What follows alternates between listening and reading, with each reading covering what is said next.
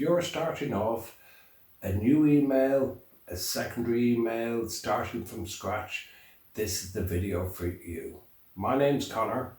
We're going to jump right into the computer now and give you some tips and tricks and help you on your way. Okay, a quick dive into a Gmail account.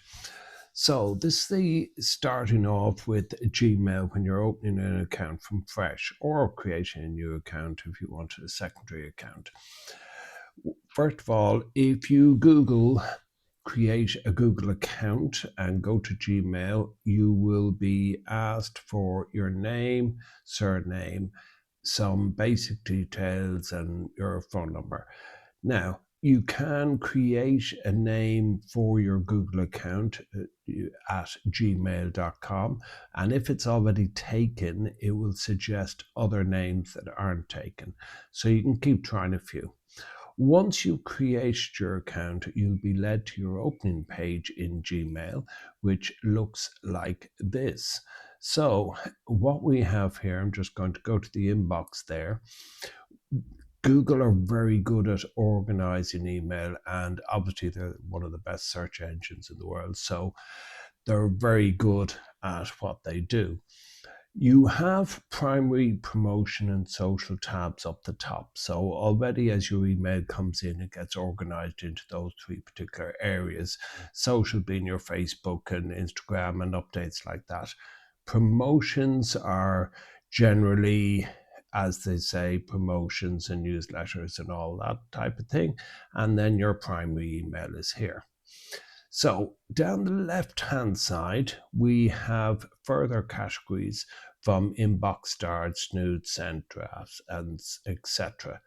You also have the opportunity then to make additional labels. I have some of them made down here, and that's for categorizing emails.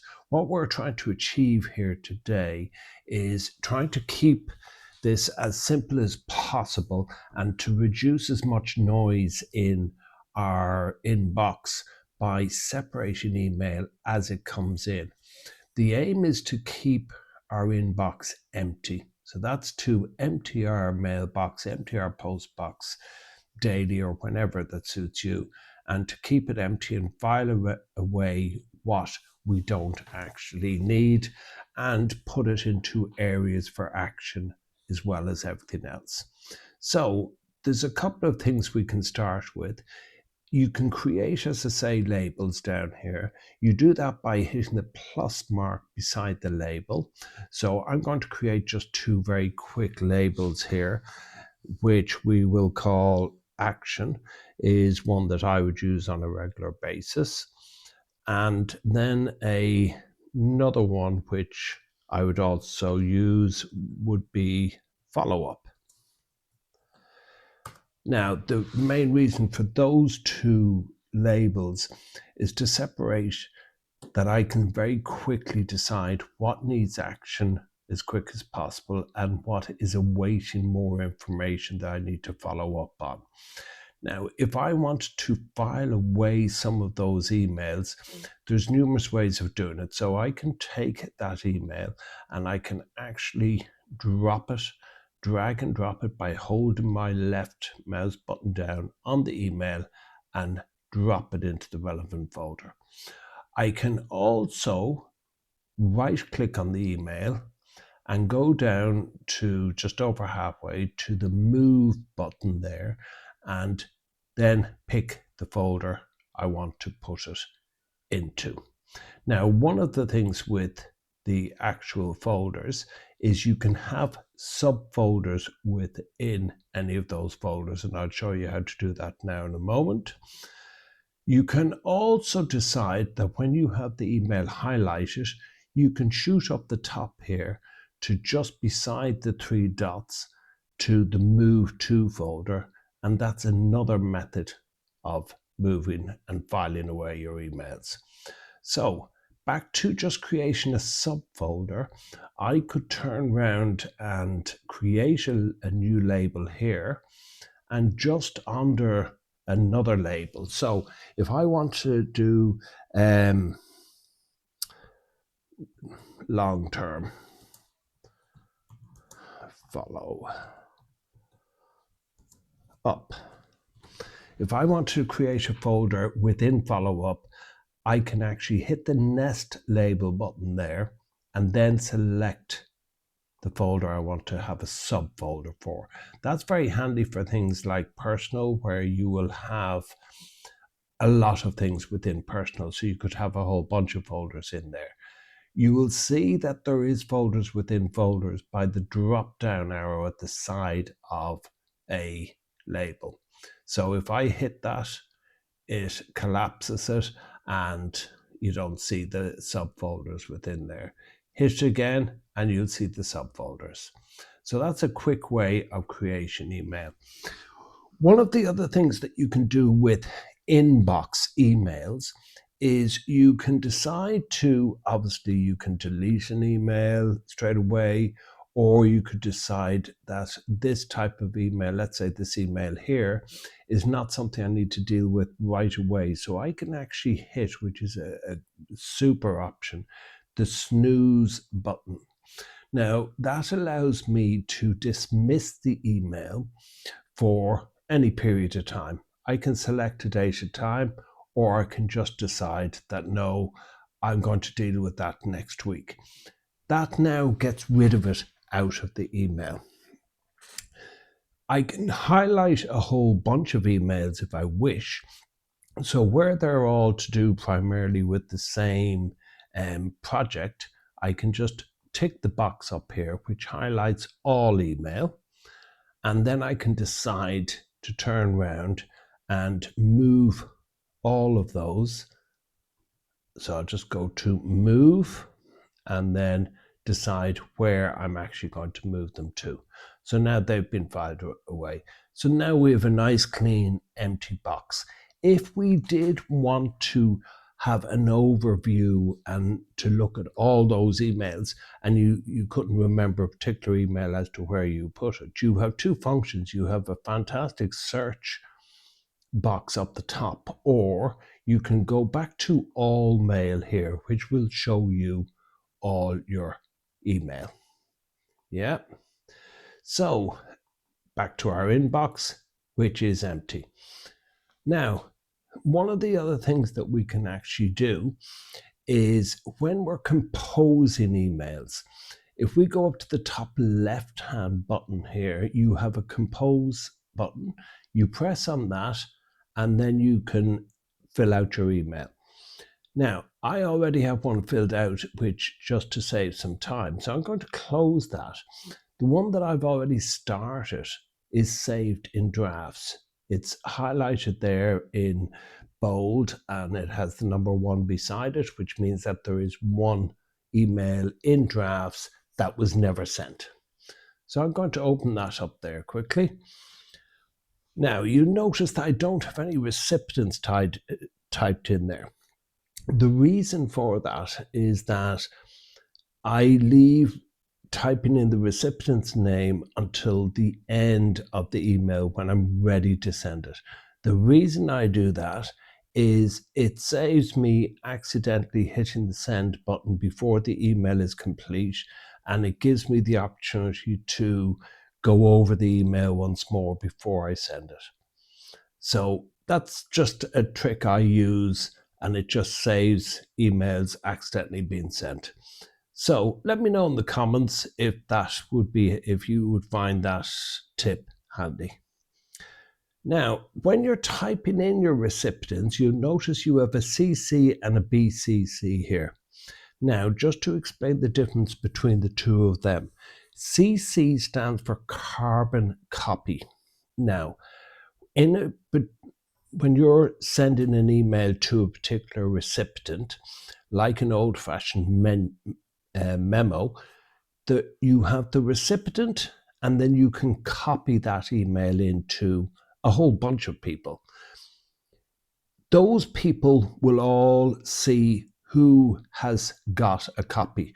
So everybody will see the full list as to who the email was addressed to and who it was copied into when they are included in the carbon copy section. However, in the BCC, anybody that is in that section will be a blind carbon copy. So what you have there is nobody else sees that recipient's name.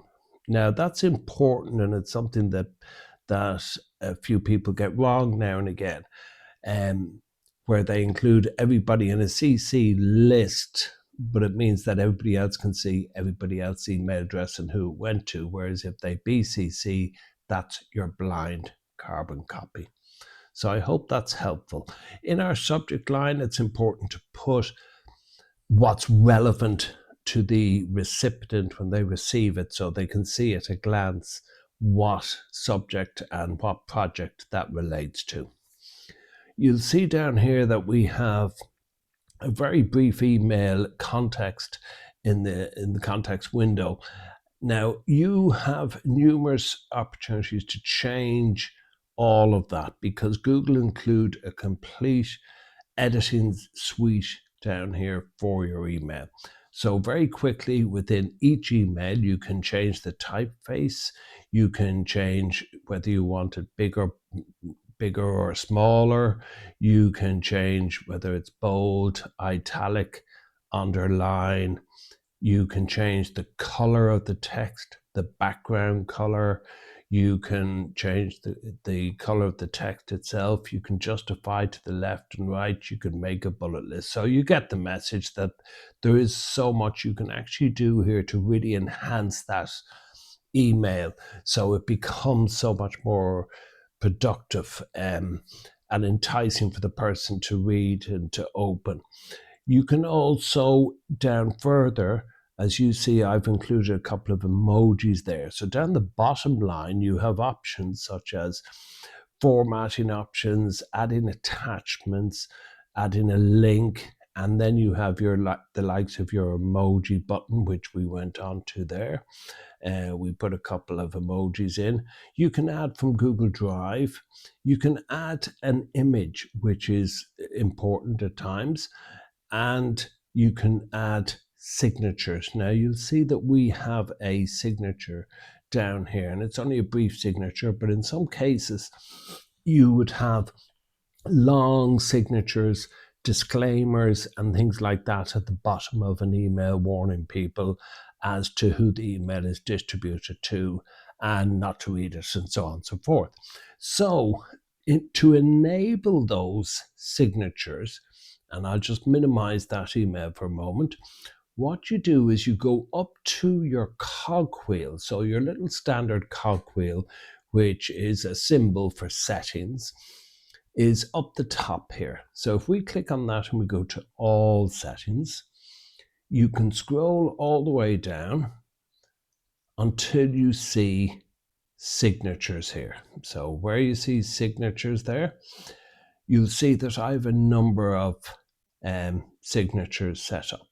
Now I'm just going to edit a couple of those, and I'll just delete a couple of them. Delete, because we've got a whole bunch at this stage. But we'll just create one new one for the sake of this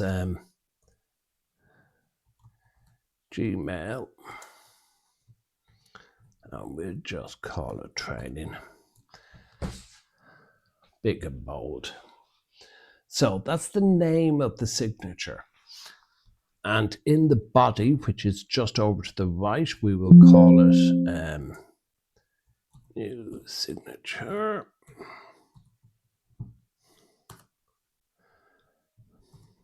You can type anything you want here. We could just have phone number, whatever it is. We could add a little image. You know, we could make different things bold. Everything, you've got the same options as you had in Google, as you had, in the email. Now, once we have created something under settings, we're in settings here, what you always have to do, because it's an easy thing to miss on, I'll just change that back to a different color. It's hard to read. So what you always have to do is go down the bottom of the page and hit Save Changes. Now that that has saved, that has enabled the signatures and added additional signatures. So we're going to go back into our draft message there, and you'll see where we had the signature training by Contech.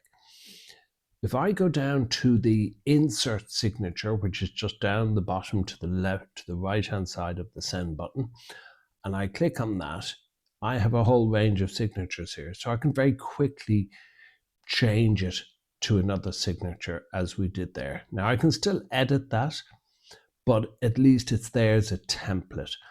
And templates are something that we will discuss in the next course.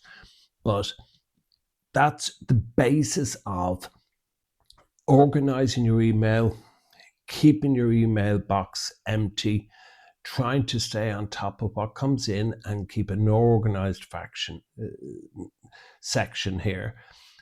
The aim is to go zero in our inbox, to be able to deal with everything and be confident moving forward that we've filed away emails correctly, and then it makes it so much easier to find them afterwards. So we've covered our labels. We've also covered the composing and sending a new email and how to professionalize that email going out. We've also discussed the CC and the BCC and how to set up signatures. There is an awful lot more in Google Gmail because it's a wonderful tool and it's a real productivity tool, and there's so much more that we can discuss, but that will be in the next video where we'll be doing an advanced session.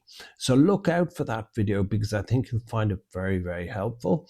So hit this subscribe button and the notification button, and those videos will be coming out the next couple of weeks, so at least you'll be notified of them when you do hit that notification bar button. And we will be doing some videos on the whole Google eco-structure, because I think it's amazing the amount of products that Google are giving away free in a large suite of products, and I think they're well worth looking into. So follow over the next few videos, and thanks for watching, and we'll see you on the next one. Bye now.